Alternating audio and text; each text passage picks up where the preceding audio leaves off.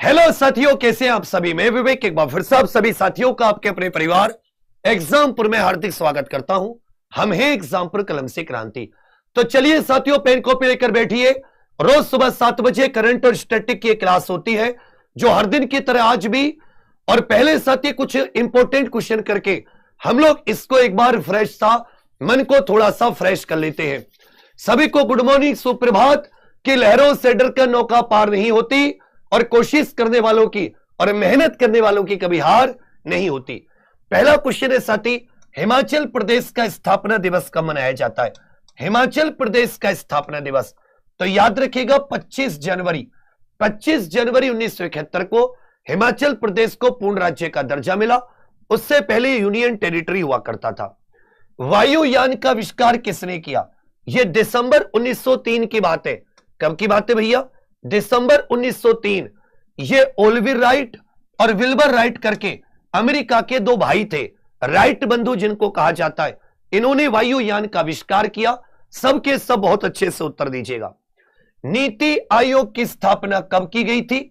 National institution for transforming India. बेटा buffering की दिक्कत आ रही है क्या किसी को, एक बार बताइए। हेलो साथियों, अब कैसी आवाज आ रही है एक बार बताना मेरे छोटे भाई बहन। अब बिल्कुल ठीक हुआ। देखो 1-2 सेकंड के लिए कभी कभी मैंने बताया ना कि कुछ दिक्कत एग्जामपुर पर क्या चल रही है बच्चा, कि हमारी क्लास के लिंक को कुछ ऐसी एप्लीकेशन होती है जिन पर जानबूझकर आपने वो अटैक सुना होगा जिसको DOS अटैक कहते हैं, DDoS, जो डिनायल ऑफ सर्विस अटैक जिसको कहते हैं। कुछ इस प्रकार की समस्या से हम लोग जूझ रहे हैं। मैं आपसे हाथ जोड़कर विनती निवेदन करूंगा कि आप थोड़ा सा बने रहिएगा अगर बीच में थोड़ी बहुत दिक्कत आती है, क्योंकि मेरा हौसला बहुत टूट जाता है वरना। नीति आयोग की स्थापना national institution for transforming India 1 जनवरी 2015। 1 जनवरी 2015। चिल्का झील साथी किस राज्य में? भारत का पहला रामसर स्थल। भारत का पहला रामसर स्थल, अब ठीक है बताते रहना। भारत का पहला रामसर स्थल याद रखिएगा। और भारत की सबसे बड़ी खारे पानी की झील, भारत की सबसे बड़ी खारे पानी की झील, यह भारत की सबसे बड़ी खारे पानी की झील है बाबू, उड़ीसा राज्य में स्थित है। चिल्का झील कहां पर स्थित है बड़े भैया? उड़ीसा राज्य में। प्रोजेक्ट टाइगर की शुरुआत कब की गई थी? याद रखिएगा 1973 में। प्रोजेक्ट टाइगर की शुरुआत 1973 में। प्रोजेक्ट टाइगर की शुरुआत कब की गई थी? 1973। तो सती मां सरस्वती बाबा श्याम जी का नाम लेकर अपनी आज की प्योर करंट अफेयर की क्लास शुरू करते। बहुत अच्छे अच्छे क्वेश्चन है, उसके साथ स्टैटिक जीके भी बहुत अच्छा है। आप अपने घर पर बैठे बैठे अपने मन में दोहराना। कहां पर दोहराओगे लिख दो एक बार कमेंट्स में। सर कहां पर दोहराएंगे इसे? आपको बच्चा मन में दोहराना है। मन समझते हो ना? आपको अपने मन के अंदर दोहराना है। जिस चीज को मैं यहां पर बोलूं उसी को 3 बार आपको अपने मन में दोहराना है। चलिए पहला क्वेश्चन है, जैसे आप मेरे सामने बैठे हो बिल्कुल वैसे। भारतीय समाचार पत्र दिवस हर साल कब मनाया जाता है? देखिए 3 दिवस बहुत इंपॉर्टेंट है। एक भारतीय समाचार पत्र, एक भारतीय पत्रकारिता दिवस हो जाता है, राष्ट्रीय पत्रकारिता या साथी पत्रकारिता दिवस। एक राष्ट्रीय पत्रकारिता दिवस, एक साथी हिंदी पत्रकारिता दिवस हो जाता है। एक इसमें क्या जाता है? हिंदी पत्रकारिता दिवस। यह भी इसके अलावा इंपॉर्टेंट है। भारतीय समाचार पत्र दिवस है इसी दिन सन 1780 में, 29 जनवरी सन 1780 में भारत का पहला समाचार पत्र, भारत का पहला समाचार पत्र कोलकाता से, भारत का पहला समाचार पत्र उस समय के कलकत्ता, वर्तमान कोलकाता से। यह साथी बंगाल गजट, जिसको बंगाल गजट भी कह देते हैं, जिसको बंगाल जनरल एडवर्टाइजर भी कह देते हैं, यह अंग्रेजी भाषा में छपा था, अंग्रेजी भाषा में। और इसके संस्थापक कौन थे? जेम्स अगस्टस हिक्की करके एक व्यक्ति था। कौन था भैया? जिसको हिक्की गजट भी कह देते हैं। तो जेम्स अगस्टस हिक्की ने भारत में पहला यह समाचार पत्र छापा जिसका नाम था बंगाल गजट, अंग्रेजी भाषा में कलकत्ता से। कब? 29 जनवरी 1780 को। और इसीलिए 29 जनवरी को भारत में भारतीय समाचार पत्र दिवस की शुरुआत हुई। जबकि भारतीय पत्रकारिता दिवस, यह राष्ट्रीय पत्रकारिता दिवस भी कह देते, यह 16 नवंबर को मनाया जाता है, क्योंकि साथ ही इसी दिन भारतीय प्रेस परिषद की स्थापना हुई। हिंदी पत्रकारिता दिवस 30 मई को, क्योंकि हिंदी का पहला समाचार पत्र उदंत मार्तंड यह इसी दिन प्रकाशित हुआ था, जिसके संस्थापक जुगल किशोर शुक्ल साहब थे। जिसके संस्थापक कौन थे? तो तीनों को रिपीट करो।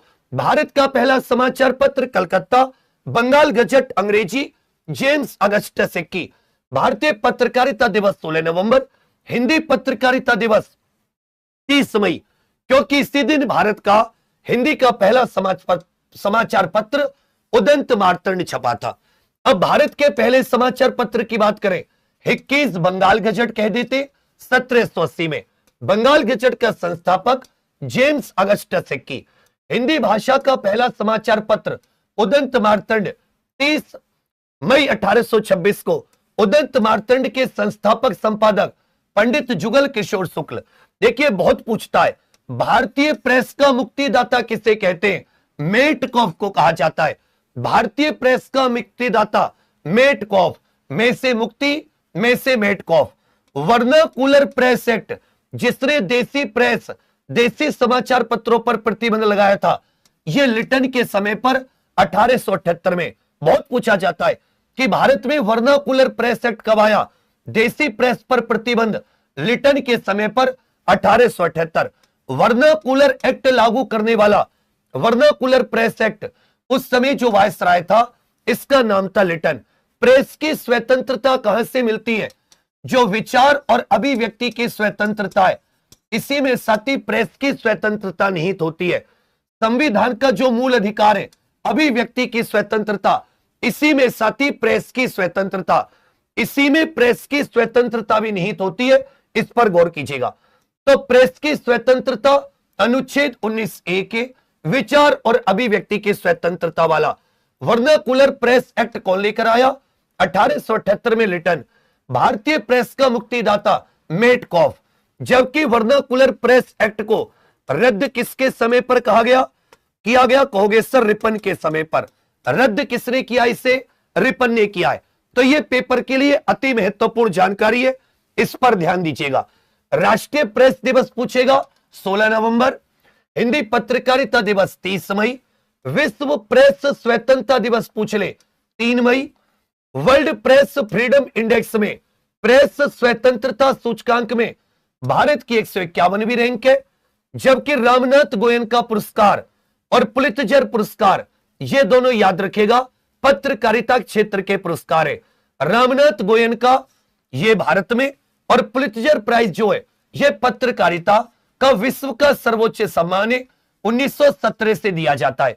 ये भी कुछ बहुत महत्वपूर्ण पॉइंट है, इनको कृपया ध्यान दीजिएगा, ये पेपर में भर भर के पूछते हैं। एक साथी गणेश शंकर विद्यार्थी, एक गणेश शंकर विद्यार्थी पुरस्कार है। गणेश शंकर विद्यार्थी पुरस्कार यह भी भारत में पत्रकारिता के क्षेत्र में मिलता है। किसमें भैया? पत्रकारिता के क्षेत्र में।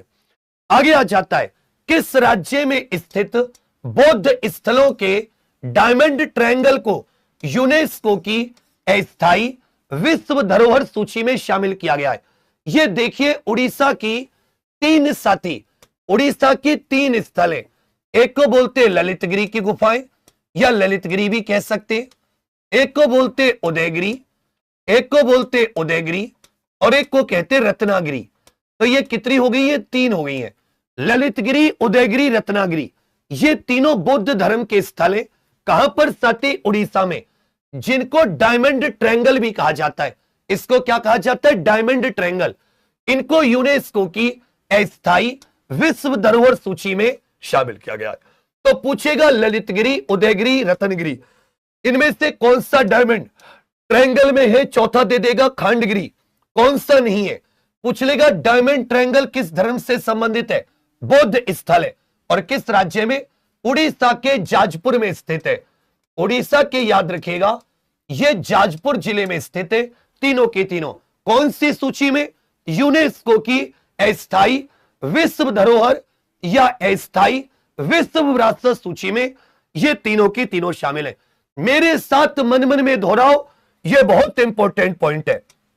अब देखिए, यूनेस्को के भारत में अगर विश्व धरोहर स्थल देखें कि भारत में यूनेस्को के विश्व धरोहर स्थल कितने हैं, तो ध्यान दीजिएगा 44, जिसमें से 36 सांस्कृतिक, 7 प्राकृतिक और कंचनजंगा ये अकेला मिश्रित श्रेणी का विश्व विरासत स्थल है।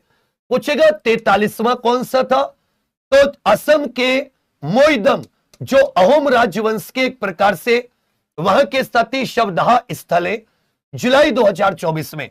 जबकि 44वां सबसे नया विश्व धरोहर स्थल ये मराठा मिलिट्री लैंडस्केप, मराठाओं के लगभग 12 किले, जिनको 2025 में 44वां विश्व धरोहर स्थल घोषित किया गया। अमूर्त सांस्कृतिक विरासत में कितने स्थल है भारत में? 16। और 16वां कौन सा? दीपावली। दीपावली त्योहार ये भारत का 16वां ऐसा सती सांस्कृतिक है जो यूनेस्को की अमूर्त सांस्कृतिक विरासत में शामिल है।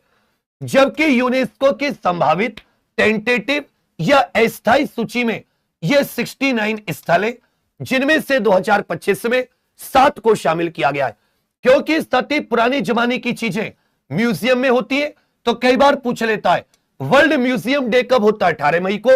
और वर्ल्ड हेरिटेज या विश्व धरोहर दिवस या विश्व विरासत दिवस ये प्रत्येक वर्ष 18 अप्रैल को। तो विश्व विरासत दिवस 18 अप्रैल, अंतरराष्ट्रीय संग्रहालय दिवस 18 मई, संभावित सूची में 69, अमूर्त विरासत में 16 दीपावली, 44वां विश्व धरोहर स्थल मराठाओं के 12 किले, टोटल कितने? 44, मिश्रित 1 कंचनजंगा ये भारत में। जबकि उड़ीसा के इन तीनों को याद रखिएगा, डायमंड ट्रेंगल, ललितगिरी, उदयगिरी और रत्नागिरी की पहाड़ियां। आगे आ जाता है तीसरा, एशियाई ASQ सर्वेक्षण 2025 में किस हवाई अड्डे ने भारत में पहला स्थान प्राप्त किया है? यह सती हवाई अड्डों का एक सर्वेक्षण किया गया। सभी को गुड मॉर्निंग, सभी का स्वागत है, सभी को सती सुप्रभात। पेन कॉपी लेकर बैठो, और ये जो मैं तुम्हें जितना स्टैटिक जीके कराऊंगा बच्चा, ये सब स्टैटिक जीके क्वेश्चन से जुड़ा होगा और ये सब पेपर से रिलेटेड होगा। कोई भी फालतू की बात नहीं, कोई भी कुछ नहीं, बस साथ साथ मेरे मन में दोहराते रहो। एशियाई ASQ सर्वेक्षण में यह सती पुणे का हवाई अड्डा है। महाराष्ट्र का जो पुणे है, पुणे के हवाई अड्डे को एशियाई ASQ सर्वेक्षण 2025 में यह पहला स्थान। भारत का पहला हवाई अड्डा, भारत का पहला हवाई अड्डा याद रखिएगा, यह कहां पर खोला गया? भारत का पहला हवाई अड्डा यह 1928, यह यूपी पुलिस में पेपर में पूछा गया था, मुंबई में। भारत का पहला हवाई अड्डा यह महाराष्ट्र के मुंबई में कब खोला गया? 1928 में। यह भारत का पहला हवाई अड्डा था। जबकि पुणे के हवाई अड्डे को यह पहला स्थान मिला है। अब इसमें साथ ही कुछ हवाई अड्डे देख लेते जो अक्सर चर्चा में रहते। कहां पर कौन सा है? अगर सबसे ऊंचा हवाई अड्डा पूछे कि भारत में सबसे ऊंचाई पर स्थित, तो यह सत्य कुशोक बकुला रिम्पोचे, लेह लद्दाख के लेह जनपद में स्थित है। कुशोक बकुला रिम्पोचे एयरपोर्ट। विंग्स इंडिया हवाई जहाज से संबंधित यह तेलंगाना के बेगमपोर्ट एयरपोर्ट पर हो रहा है। मनोहर अंतरराष्ट्रीय हवाई अड्डा, जिसको गोवा का मोपा एयरपोर्ट भी कह देते हैं, यह मनोहर स्वामी विवेकानंद जी के नाम पर, यह छत्तीसगढ़ का रायपुर एयरपोर्ट, इंदिरा गांधी जी के नाम पर नई दिल्ली का, यह देश का पहला वाटर पॉजिटिव एयरपोर्ट है। देश का पहला water positive airport Indira Gandhi अंतरराष्ट्रीय हवाई अड्डा। जबकि मुंबई का छत्रपति शिवाजी महाराज जी के नाम पर, कैंपेगौड़ा बेंगलुरु में, नेताजी सुभाष चंद्र बोस जी के नाम पर कोलकाता का, जबकि राजीव गांधी जी के नाम पर हैदराबाद का। यह बेगमपेट अलग है और यह राजीव गांधी अंतरराष्ट्रीय हवाई अड्डा यह अलग है। इसी प्रकार साथी लोकनायक जयप्रकाश नारायण जी के नाम पर यह पटना का, और भगवान बिरसा मुंडा जी के नाम पर भगवान बिरसा मुंडा जी के नाम पर, यह याद रखिएगा, रांची का एयरपोर्ट है। भगवान बिरसा मुंडा जी के नाम पर झारखंड रांची का एयरपोर्ट। तो सबसे ऊंचा कुशोक बकुला विंग्स इंडिया हैदराबाद, मनोहर मोपा एयरपोर्ट गोवा, स्वामी विवेकानंद जी के नाम पर छत्तीसगढ़ का रायपुर, इंदिरा गांधी अंतरराष्ट्रीय हवाई अड्डा नई दिल्ली, छत्रपति शिवाजी महाराज जी के नाम पर मुंबई, केम्पेगौड़ा बेंगलुरु, नेताजी सुभाष चंद्र बोस कोलकाता, राजीव गांधी अंतरराष्ट्रीय हवाई अड्डा, यह बहुत पूछता है, तेलंगाना के हैदराबाद का, लोकनायक जयप्रकाश नारायण पटना, और भगवान बिरसा मुंडा जी के नाम पर रांची। देश का पहला वाटर पॉजिटिव एयरपोर्ट बताओ, देश का पहला वाटर पॉजिटिव हवाई अड्डा, देश का पहला वाटर पॉजिटिव हवाई अड्डा, कमेंट में लिखकर बताइए। आगे आ जाता है, हाल ही में नीति आयोग ने कौन सा अभियान भारत में शुरू किया है नीति आयोग के द्वारा? तो संपूर्णता अभियान 2.0। देश के जो 7 आकांक्षी जिले हैं, जो देश के पिछड़े एस्पिरेशनल डिस्ट्रिक्ट जिनको कहा जाता है, जो देश के पिछले आकांक्षी जिले, ये देश के सबसे पिछड़े जिले, इनमें साथ ही कुछ पैरामीटर पर इनको आगे लाने के लिए नीति आयोग ने संपूर्णता अभियान 2.0, इसका जो साथी 1.0 था, यह 2024 में चलाया गया था, जबकि अब कौन सा शुरू किया है कहोगे सर? संपूर्णता अभियान 2.0 किसका है? नीति आयोग का है। यह संपूर्णता अभियान छोटे बाबू किसका है कहोगे सर? नीति आयोग का। नीति आयोग की सबके सब फुल फॉर्म बताओ भाई, नीति आयोग की फुल फॉर्म बताओ। National institution for transforming India, national institution for transforming India, national institution for transforming India. सबके सब साथ बोलेंगे मेरे, national institution for transforming India. यह कब बना? 1 जनवरी 2015। यह कब बना? 1 जनवरी 2015। यह बताइए नीति आयोग के अध्यक्ष कौन होते, चेयरमैन कौन होते? आगे आ जाते, ये नीति आयोग के कुछ और साथी मिशन है जो बहुत पूछता है, प्लीज इस पर ध्यान देना। एक इसका अटल इनोवेशन मिशन है जिसे 2016 में लॉन्च किया गया। इसमें साथी नवाचार, उद्यमशीलता को बढ़ावा देना इसका लक्ष्य है। आकांक्षी जिला कार्यक्रम, देश के 112 पिछड़े जिलों का कायाकल्प करना। पोषण अभियान 2018 कुपोषण मुक्त भारत का लक्ष्य। एसडीजी इंडिया इंडेक्स निकालता है, सतत विकास लक्ष्य इंडिया इंडेक्स नीति आयोग 2018 से। एक साथी लाइफ मिशन है, lifestyle as a environment करके 2021 पर्यावरण के अनुकूल जीवन शैली अपनाना। आकांक्षी ब्लॉक कार्यक्रम, आकांक्षी जिला कार्यक्रम 2018 में, आकांक्षी ब्लॉक कार्यक्रम 2023 में 500 प्लस ब्लॉक, और संपूर्णता अभियान ये नीति आयोग का 2026 में। ये जो आकांक्षी क्षेत्र है उनमें 100% लक्ष्य प्राप्ति के लिए 28 जनवरी से शुरू होकर यह पूज्य बाबा साहब की जयंती 14 अप्रैल 2026 तक चलेगा। 28 जनवरी से 14 अप्रैल 2026। अटल इनोवेशन 2016, आकांक्षी जिला पोषण अभियान 2018, एसडीजी इंडिया इंडेक्स भी 2018 से, लाइफ मिशन 2021, आकांक्षी ब्लॉक कार्यक्रम ये साथी 2023 से। और चेयरमैन अध्यक्ष कौन होते हैं नीति आयोग के? ये प्रधानमंत्री होते हैं। इसमें सबके सब मन मन में दोहराते चलो। अगला क्वेश्चन और ज्यादा इंपॉर्टेंट है, 5वां क्वेश्चन मोस्ट इंपॉर्टेंट। दुनिया का सबसे बड़ा compressed air energy storage plant ये किस देश ने शुरू किया है?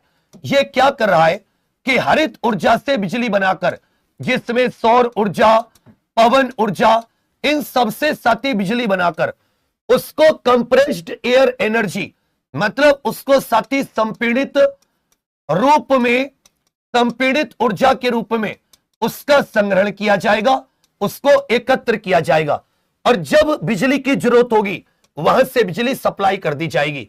तो दुनिया का सबसे बड़ा कंप्रेस्ड एयर वायु एनर्जी स्टोरेज प्लांट किस देश ने शुरू किया है?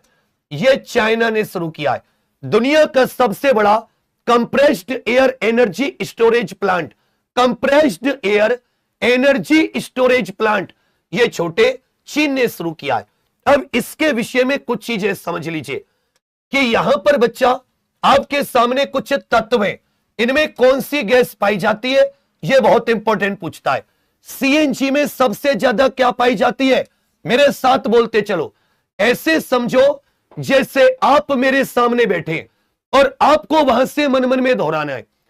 सीएनजी कंप्रेस्ड नेचुरल गैस, यह दिखाई दे रहा होगा, इसमें सबसे ज्यादा कौन सी पाई जाती है, CH4, जिसको मीथेन कहते हैं। जो पाइप नेचुरल गैस होती है, इसमें भी साथी सबसे ज्यादा, तो प्राकृतिक गैस हो, बायोगैस हो, गोबर गैस हो, इनमें सबसे ज्यादा मीथेन पाई जाती है।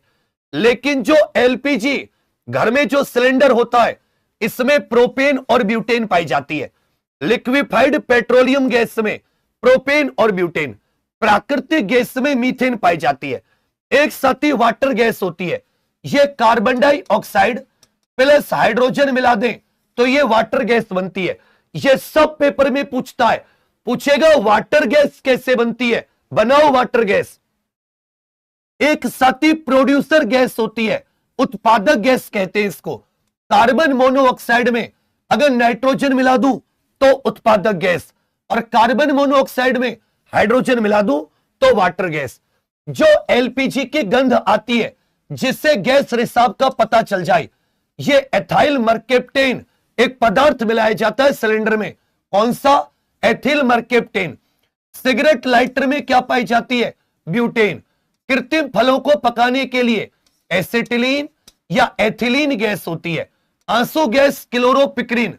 हंसाने वाली गैस नाइट्रस ऑक्साइड। जो साथी लाफिंग गैस होती है, उसका फॉर्मूला क्या होता है, N2O नाइट्रस। और भोपाल गैस त्रासदी में कौन सी गैस का रिसाव हुआ था, मिथाइल आइसोसाइनाइड। ऐसा कोई पेपर बता दो जहां विज्ञान में यह स्टैटिक जीके ना पूछा जाता हो।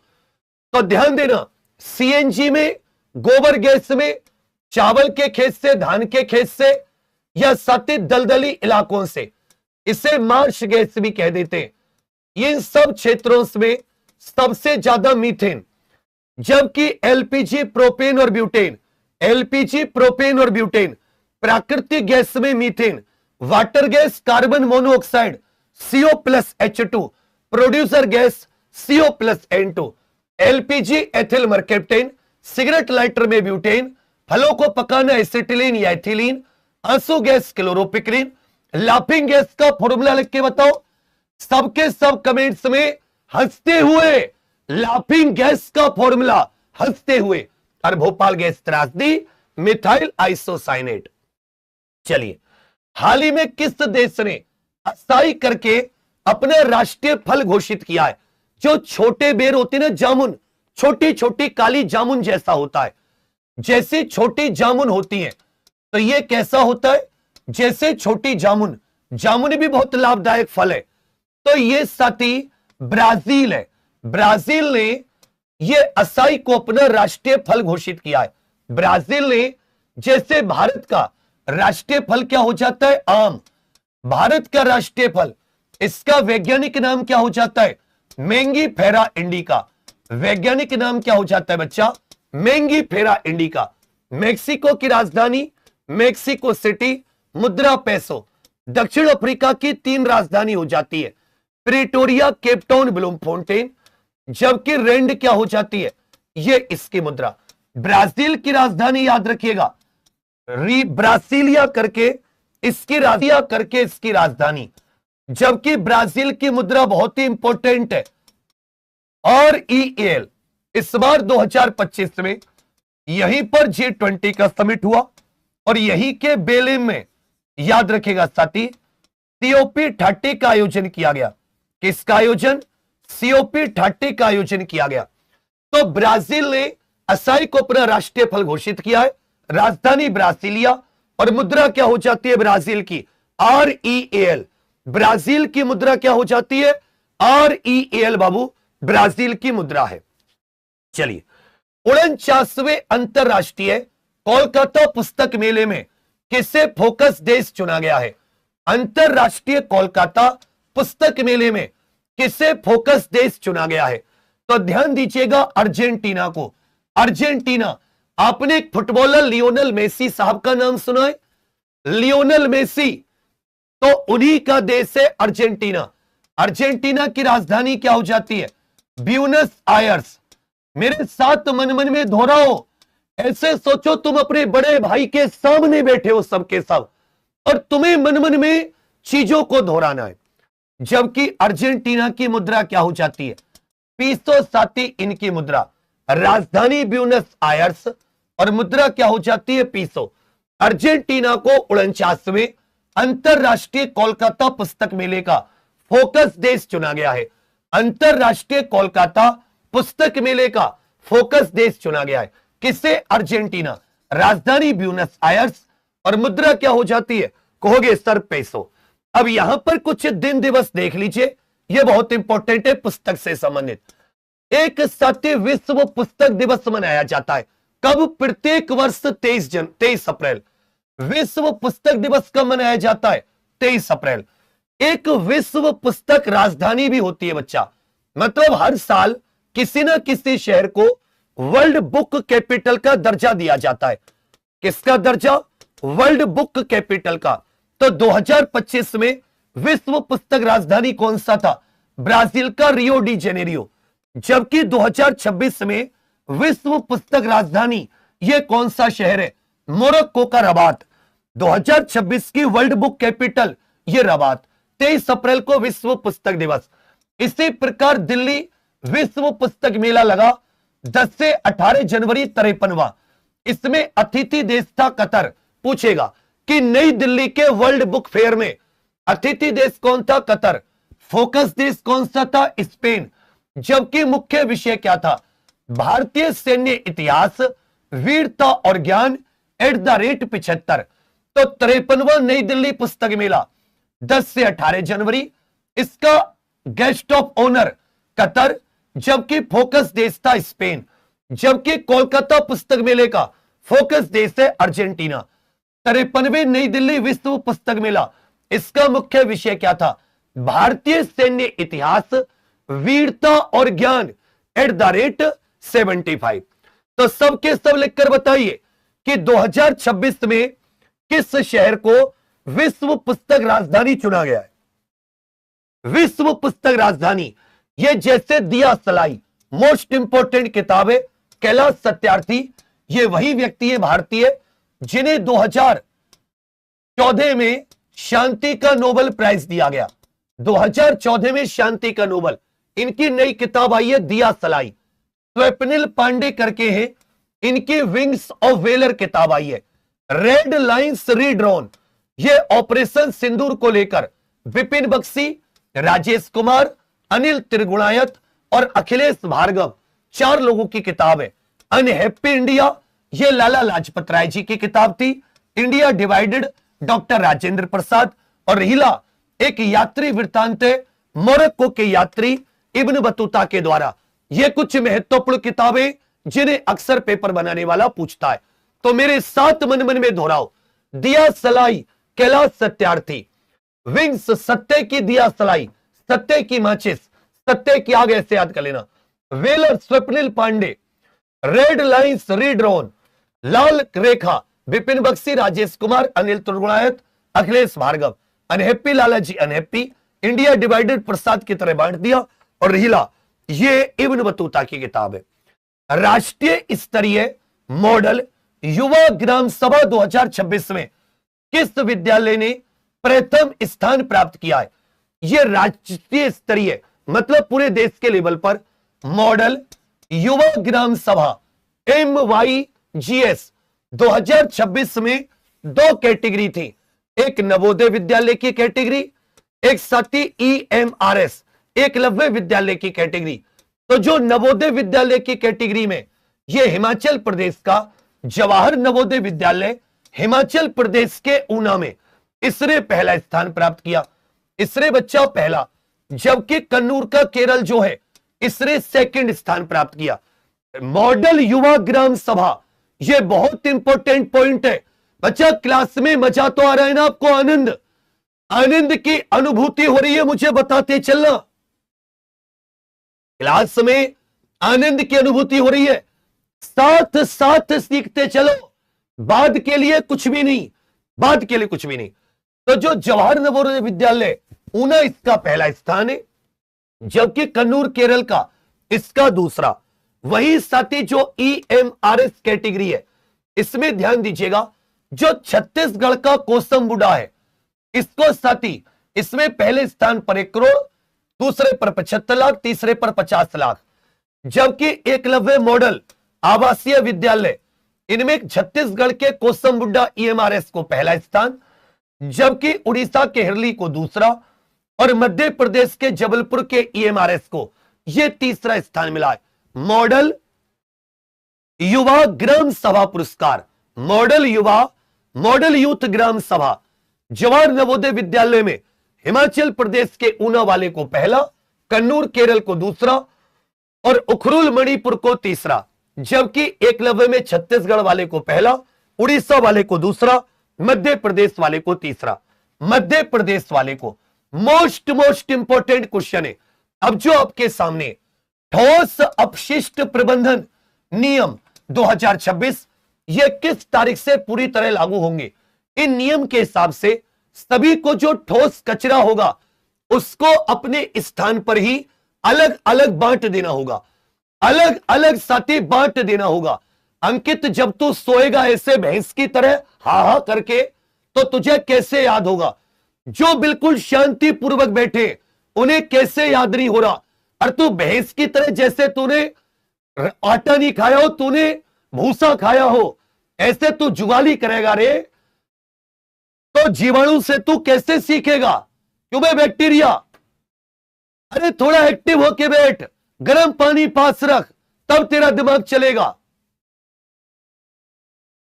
ठोस अपशिष्ट प्रबंधन नियम साल 2026 ये किस तरीके से, किस तारीख से होगी भैया? 1 अप्रैल 2026।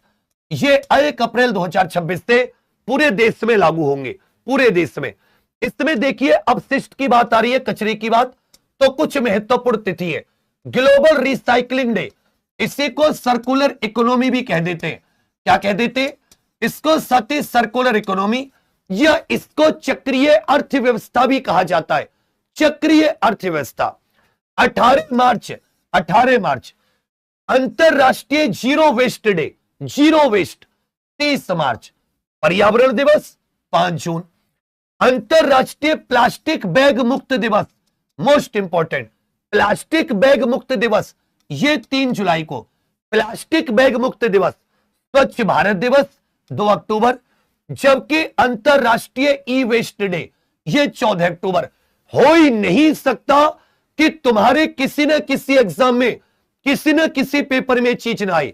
ग्लोबल रिसाइकलिंग डे 18 मार्च, अंतरराष्ट्रीय जीरो वेस्ट डे 30 मार्च, विश्व पर्यावरण दिवस 5 जून, प्लास्टिक बैग मुक्त दिवस 3 जुलाई, स्वच्छ भारत दिवस 2 अक्टूबर, ई वेस्ट डे 14 अक्टूबर।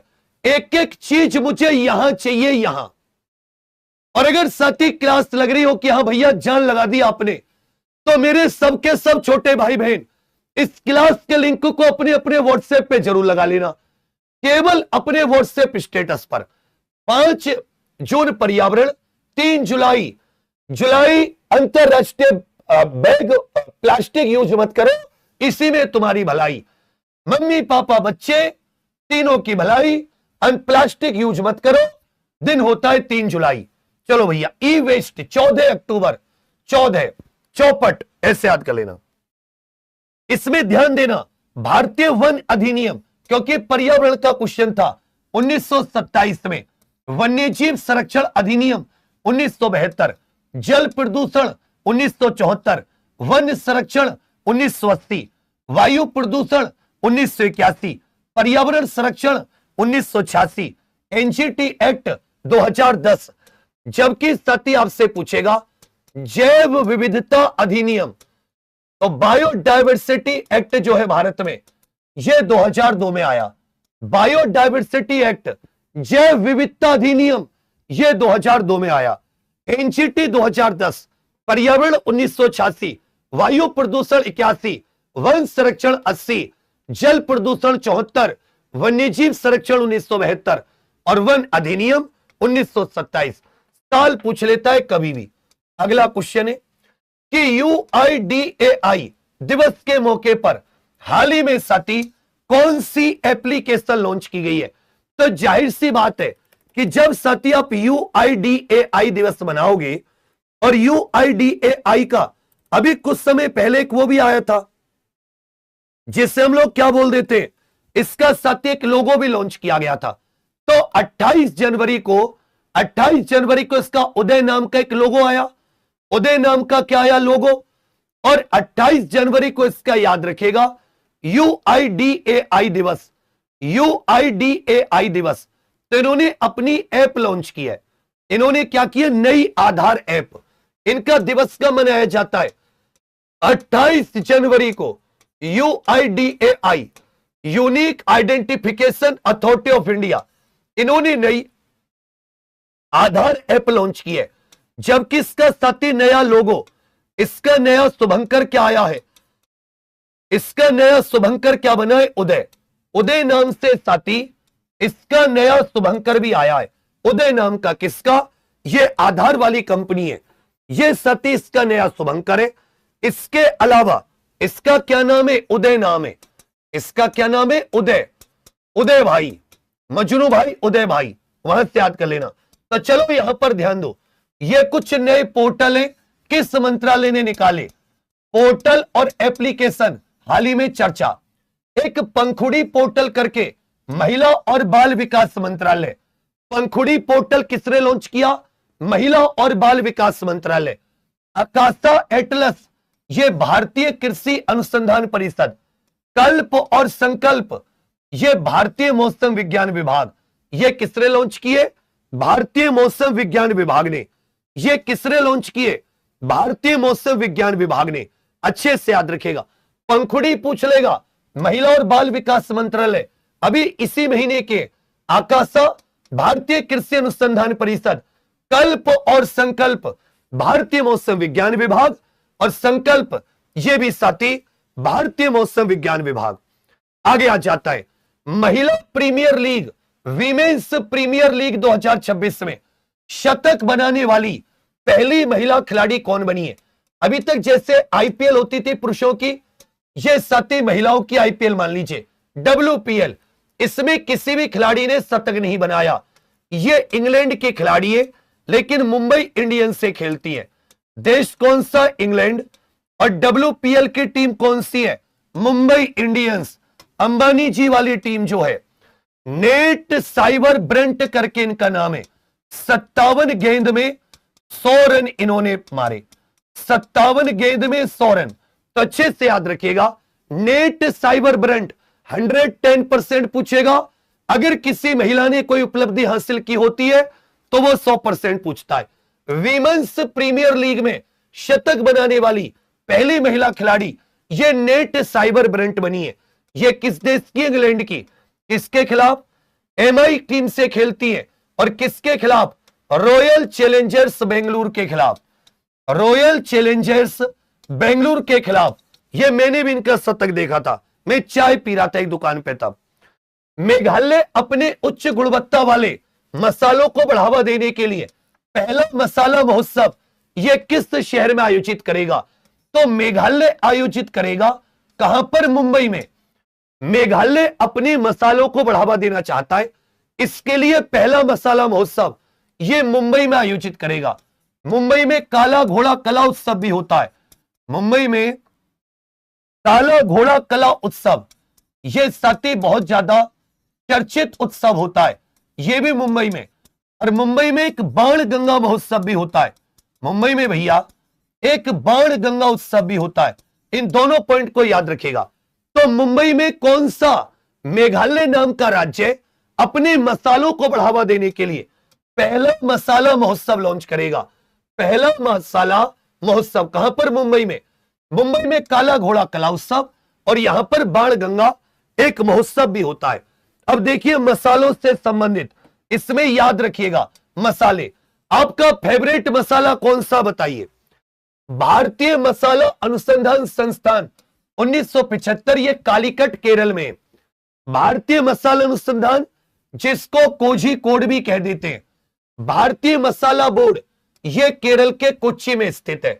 मसाला अनुसंधान कालीकट, मसाला बोर्ड कोच्चि में। मसालों का राजा काली मिर्च, मसालों की रानी छोटी इलायची, हल्दी का पीला रंग करक्यूमिन के कारण, लाल मिर्च का तीखापन कैप्सेसिन के कारण, केसर का प्रमुख उत्पादन जम्मू कश्मीर, लौंग पौधे के फूल की कली से प्राप्त होता है।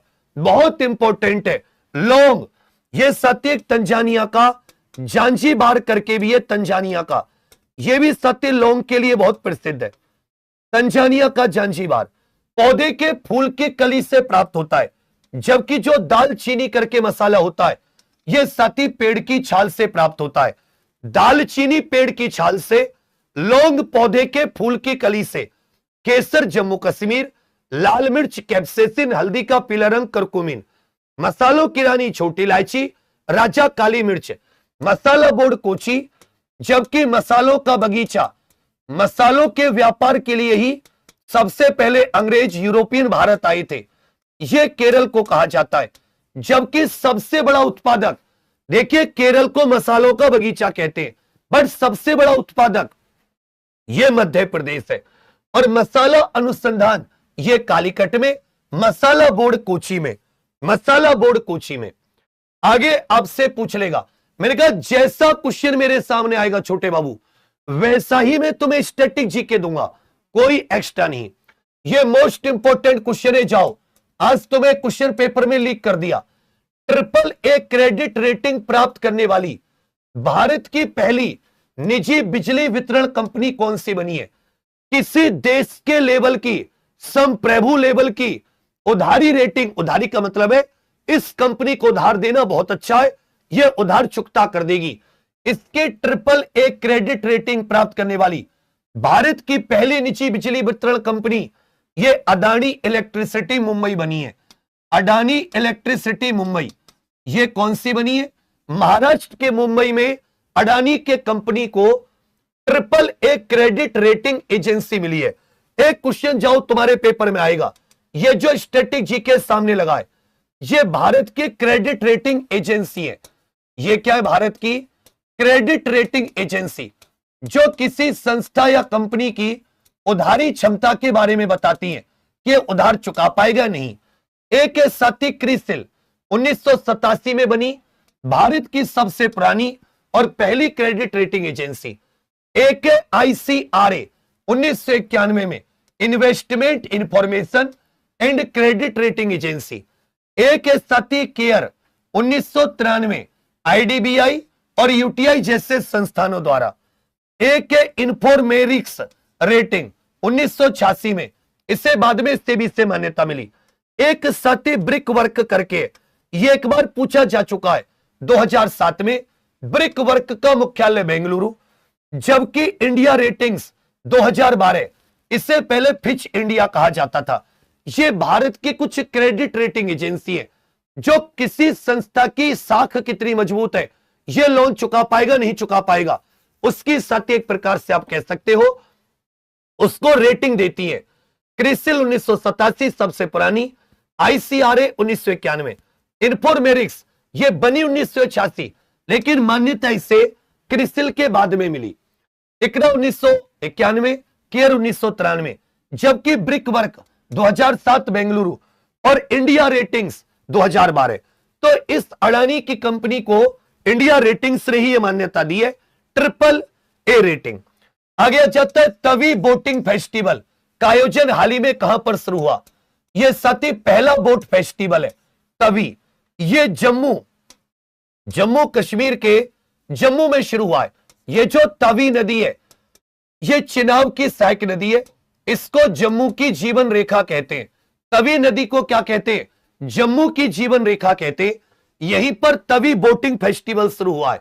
अब देखिए ये कुछ बांध है जम्मू कश्मीर इत्यादि के, जैसे उड़ी बांध, ये झेलम नदी पर, बगलिहार, दुलहस्ती, सलाल, ये तीनों चिनाब नदी पर। जो तवी नदी है बच्चा, तवी नदी ये चिनाब की ही सहायक नदी है। ये बाद में पाकिस्तान में जाकर ये चिनाब से मिल जाती है। उड़ी बांध झेलम नदी पर, बगलिहार दुल्हस्ती सलाल, बगलिहार दुल्हस्ती सलाल रतले, बगलिहार दुल्हस्ती सलाल रतले, ये तीनों बांध किस नदी पर है? ये चिनाब नदी पर है। किस पर है? चिनाब पर। बगलिहार दुल्हस्ती ये सारे के सारे सलाल और रतले ये चिनाब नदी पर, जबकि उरी बांध किस पर है? ये जम्मू कश्मीर में झेलम नदी पर। 28 जनवरी को किनकी जयंती मनाई जाती है? जिन्हें पंजाब केसरी, तो लाला लाजपत राय जी, लाला लाजपत राय जी, ये सती एकमात्र लाल बाल पाल, लाला लाजपत राय, बाल गंगाधर तिलक, बिपिन चंद्र पाल, जो कि गरम दल के नेता थे, इनमें से एकमात्र हुए लाला लाजपत राय, जो 1920 में कांग्रेस के कलकत्ता स्पेशल अधिवेशन, कांग्रेस के कलकत्ता विशेष अधिवेशन के अध्यक्ष बने।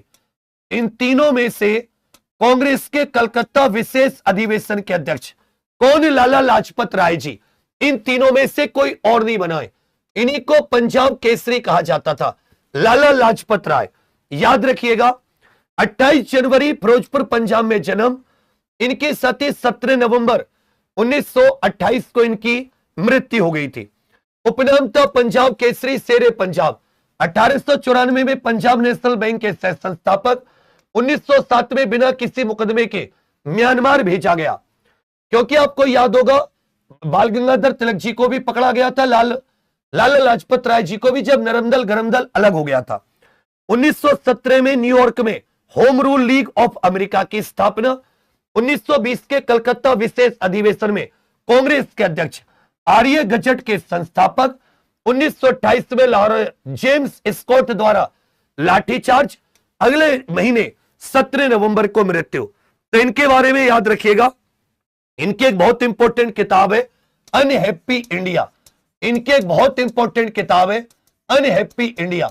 इन्होंने अमेरिका में, अमेरिका की जो साथी संसद है, अमेरिका की संसद में एक पिटीशन भी दायर की थी कि अंग्रेज किस प्रकार से भारत में अत्याचार कर रहे हैं।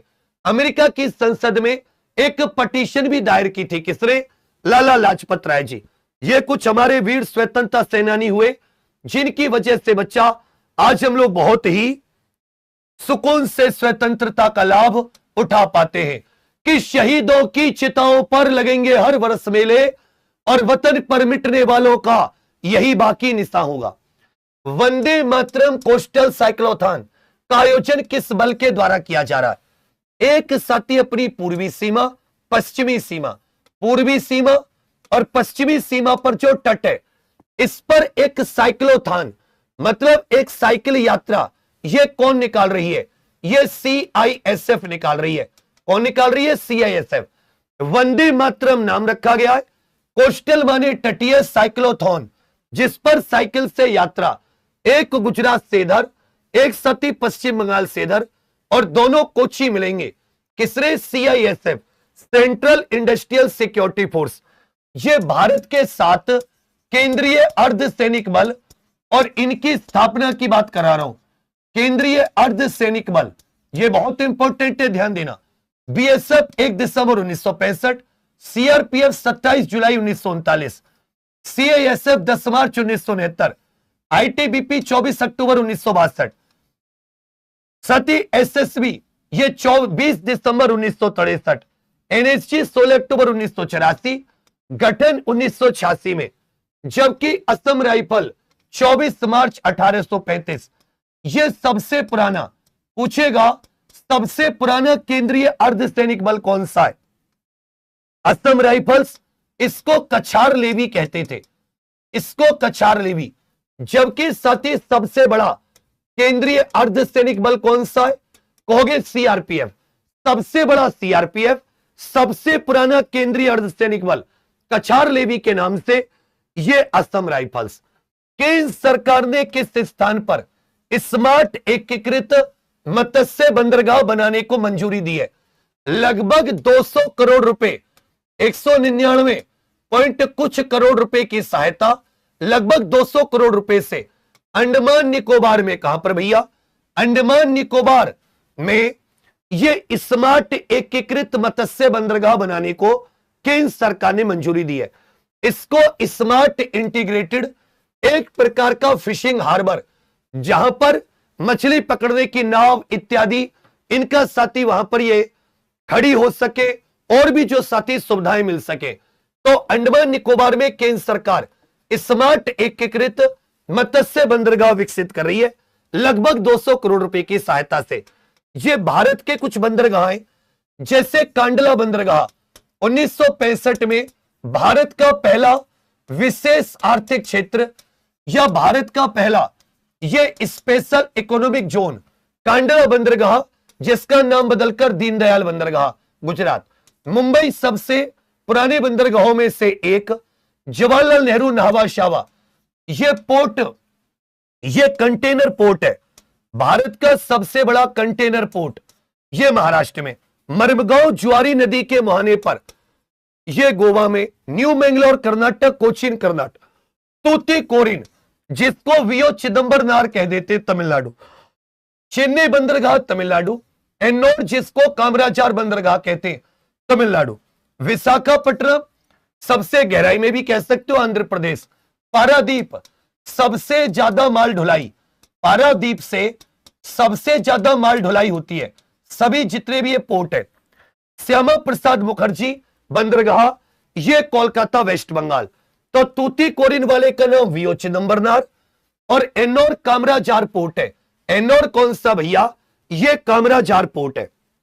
पूछेगा महिला स्वास्थ्य को समर्थन देने के लिए, ये मोस्ट इंपॉर्टेंट क्वेश्चन है, भारत का पहला मीनोपॉज क्लिनिक किस राज्य द्वारा शुरू किया गया है? सती महिलाओं में जब जिस एज में मेंस्ट्रुअल साइकिल या माहवारी चक्र रुक जाता है उस स्टेज को मीनोपॉज कहते हैं। और वहां पर महिलाओं के स्वास्थ्य को सपोर्ट करने के लिए यह महाराष्ट्र देश का पहला राज्य बना। कौन सा बच्चा? महाराष्ट्र देश का पहला राज्य जिसने मीनोपॉज क्लिनिक शुरू करने की बात कही है। महिला स्वास्थ्य को समर्थन देने के लिए भारत का पहला मीनोपॉज क्लिनिक यह महाराष्ट्र के द्वारा शुरू किया जाएगा। किसके द्वारा? महाराष्ट्र के द्वारा। अभी इसमें इतना काफी है। इसमें लिखना चाहे विधानसभा की 288, विधान परिषद की 78, लोकसभा की 48 और राज्यसभा की याद रखेगा 19 सीट, यह महाराष्ट्र से संबंधित है। पूछेगा भारत का पहला एआई विश्वविद्यालय एनवीडिया कंपनी के साथ मिलकर, एनवीडिया के साथ मिलकर किस राज्य ने भारत का पहला एआई विश्वविद्यालय? तो यह आंध्र प्रदेश ने घोषणा की है, अमरावती में बनाएगा। अमरावती में ही भारत की पहली क्वांटम घाटी भी बनाई जा रही है। भारत की पहली क्वांटम वैली भी कहां पर विकसित की जा रही है? आंध्र प्रदेश की राजधानी अमरावती में। और यहीं पर याद रखिएगा भारत का पहला एआई विश्वविद्यालय। वैसे भारत का पहला एआई शहर यह उत्तर प्रदेश की राजधानी लखनऊ। एआई विश्वविद्यालय प्राइवेट लेवल पर बहुत सारे अलग अलग कोई इससे पहले महाराष्ट्र ने भी घोषणा की थी। अब साथ ही आंध्र प्रदेश अमरावती में, जो कि कृष्णा नदी के किनारे है। और यहीं पर ध्यान दीजिएगा यह भारत की पहली क्वांटम वैली भी खुलेगी। यहां पर विधानसभा सीट 175, विधान परिषद हो जाती है 58, लोकसभा की 25, राज्यसभा की 11, लोकसभा की 25, आंध्र प्रदेश में राज्यसभा सीट 11। महाराष्ट्र के किस वरिष्ठ नेता का पुणे के बारामती में एक विमान दुर्घटना में निधन हो गया? अजीत पवार, ये महाराष्ट्र के उप मुख्यमंत्री भी थे, महाराष्ट्र के वित्त मंत्री भी थे। अजीत पवार, इनका साथी महाराष्ट्र के बारामती में क्रैश लैंडिंग के दौरान इनका निधन हो गया। क्रैश लैंडिंग के दौरान यह साथी निधन हो गया। ठीक है भैया, ध्यान दीजिएगा 11वां अजंता एलोरा अंतरराष्ट्रीय फिल्म महोत्सव यह कहां पर शुरू हुआ है? तो महाराष्ट्र के ही छत्रपति संभाजीनगर, जिसे पहले औरंगाबाद कहा जाता था। 11वां अजंता एलोरा अंतरराष्ट्रीय फिल्म महोत्सव, जिसमें साथी इनका सबसे बड़ा फिल्म पुरस्कार पद्म पानी अवार्ड यह संगीतकार इलैया राजा को मिलेगा। किन्हें मिलेगा भैया? इलैया राजा को। जो पद्म पानी अवार्ड है वह संगीतकार इलैया राजा, यहां का सबसे बड़ा पुरस्कार है। और दिव्यांगजन अधिकार अधिनियम 2016 के कार्यान्वयन पर 2 दिवसीय राष्ट्रीय सेमिनार यह कर्नाटक की राजधानी बेंगलुरु में दिव्यांगजन साथियों के अधिकारों को लेकर right of person with डिसएबिलिटीज act 2016 का अच्छे से कार्यान्वयन किस प्रकार किया जाए, यह राष्ट्रीय सेमिनार बेंगलुरु में आयोजित किया जाएगा। इसमें लिख लीजिएगा, यह जो दिव्यांगजन अधिकार अधिनियम है यह 2016 में आया, 19 अप्रैल 2017 से लागू। इसने विकलांग व्यक्ति अधिनियम 1995 की जगह ली। विकलांग कैटेगरी 7 से बढ़कर 21 कर दी गई। विश्व दिव्यांगजन दिवस प्रत्येक वर्ष 3 दिसंबर को। इमारत परिवहन को दिव्यांग साथियों के अनुकूल बनाना, यह सुगम्य भारत अभियान है 2015 से। और पीएम दक्ष योजना, यह विकलांग साथियों में कौशल विकास को बढ़ावा देने के लिए। पीएम दक्ष योजना विकलांग साथियों में यह कौशल विकास को बढ़ावा देने के लिए। अब साथी आ जाता है अपना रिवीजन। तो मैंने एक एक करंट अफेयर को पकड़ा, उसका एक एक साथी आपके लिए पूरा का पूरा पोस्टमार्टम स्टैटिक जीके का। क्या मिथाइल मर्केप्टेन की बात हो, क्या साथी बंदरगाह, क्या एयरपोर्ट, क्या कौन सी चीज में कौन सी गैस पाई जाती है, या फिर साथी आपका कोई भी दिव्यांगजन अधिकारों से लेकर हो, या कोई राष्ट्रीय अंतरराष्ट्रीय कोई देश आई, कोई अपना राज्य आया, या फिर अपने केंद्रीय अर्धसैनिक बल या लाला लाजपत राय जी की कोई बात, या फिर बच्चा इंडिया रेटिंग एजेंसी या मसाले के संबंध में, या बच्चा अपने वन अधिनियम कचरे वाले में कुछ आया हो, या पुस्तक दिवस में कोई चीज हो, या बच्चा कोई एक एक चीज को बहुत ही अच्छे से क्लियर करने की या समाचार पत्र की बात हो, तो जिसको कंटेंट की थोड़ी भी नॉलेज है एक बार दिल वाली इमोजी दे के बता दो और फटाफट से रिपीट। और जिस भी साथी ने अभी तक एग्जामपुर की क्लास तो आप लोग ले रहे हो, देखो अनिल कपूर और सोनम कपूर जी भी कह रही है कितने बेकार गुरुजी के बच्चे, बिल्कुल नहीं है, बहुत अच्छे बच्चे हैं गुरुजी के बच्चे, गुरुजी के बच्चे बहुत ही अच्छे। देखो तो सब के सब वो भी कह रहे हैं कि कर लो एग्जामपुर को सब्सक्राइब। जितने भी साथियों ने सब्सक्राइब नहीं किया है और जितने लाइक नहीं किया, ऐसा मारूंगा यहीं से महामंत्र का जाप कि अभी घूमते फिरोगे चारों तरफ। बोल जमूरियत तुझे भी घर में वही बैठे बैठे चक्कर करवा दूंगा, ऐसा आत्मा से यहां से निकालूंगा। सबके सब इसको लाइक कर दो, सबके सब सब्सक्राइब कर लो। और सुनो पहलवानों, ये क्लास कब? रोज सुबह 7 बजे। एक बार बताइए, क्या आप सभी देखिए यूपी कांस्टेबल के लिए एक साथी चौखट से चौकी हमारी किताब होती है, बहुत ही बढ़िया से स्पेशल जी के टॉपिक करने की। और तुम्हें पहले कुछ चीजें बता दूं कि अपनी जो एग्जामपुर ऑफिशियल एप्लीकेशन है उस पर आप UP police constable, UP home guard, इन सब की यूपी कांस्टेबल का मात्र 99 रुपए का हर हर शंखनाद, घर घर शंखनाद बैच, आनंद आ जाएगा। इसी क्लास चल रही है और सुबह सुबह अपनी क्लास में चले जाया करो। अभी 8 बजे मेरी हिंदी की क्लास है। नीति आयोग 1 जनवरी 2015-23 से बताओ, चिल्का झील उड़ीसा समाचार पत्र दिवस। कहोगे भैया जी ये तो 29 को मना दे। 29 जनवरी जेम्स अगस्टस हिक्की, 29 जनवरी जेम्स अगस्टस हिक्की, 29 जनवरी जेम्स अगस्टस हिक्की, 29 जनवरी। देखो इसमें गड़बड़ क्या है, इस क्वेश्चन में तुमने ध्यान नहीं दिया। यहां 29 है या हिंदी में कुछ है, अंग्रेजी में कुछ है, तो तुम 29 ही याद करना जिससे तुम्हें कोई दिक्कत ना आए। जेम्स अगस्टस हिक्की, ये 29 जनवरी। डायमंड ट्रायंगल स्थल उड़ीसा में, इसमें पहला स्थान पुणे एयरपोर्ट का, संपूर्ण अभियान नीति आयोग का, यह पहला शतक ये इंग्लैंड की खिलाड़ी हैं। मेघालय स्पाइस फेस्टिवल ये मुंबई में, ये साथी अडानी की कंपनी को मिला।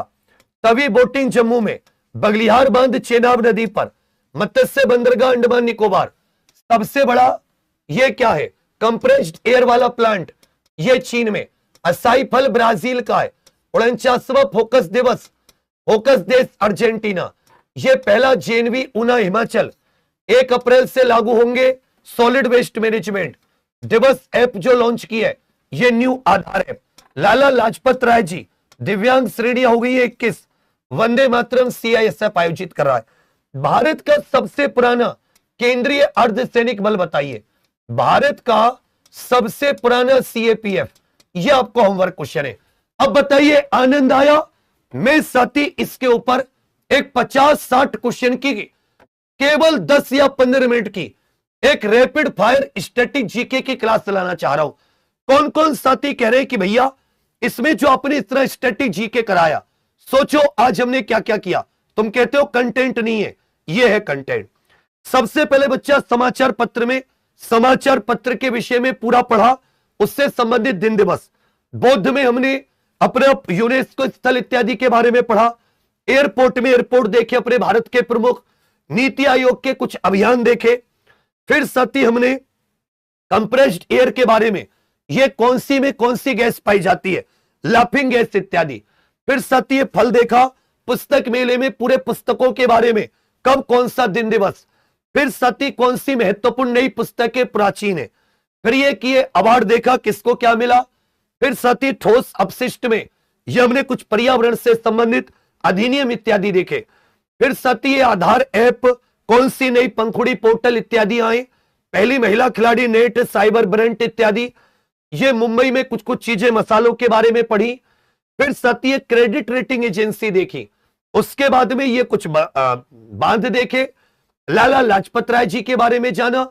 उसके बाद में आगे बच्चा हम लोग केंद्रीय अर्धसैनिक बल, इनको पढ़ते हुए बंदरगाह देखे भारत के। फिर साथ ही मीनोपोज क्लिनिक महाराष्ट्र के बारे में, एआई विश्वविद्यालय आंध्र प्रदेश, महाराष्ट्र में अजीत पवार जी का निधन हुआ। और भैया 11वें जनता एलोरा उत्सव कौन सा, दिव्यांग जन अधिकार, एक एक चीज को सबके साथ लेते हुए। अब मुझे बताओ क्या कमी रही?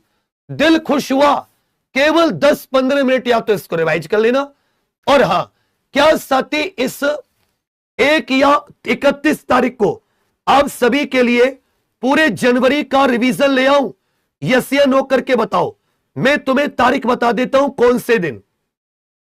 यह साथी है 29 तारीख गुरुवार, 30 का यह फ्राइडे सैटरडे हो जाता है, 31 का 1 तारीख का हो जाता है संडे।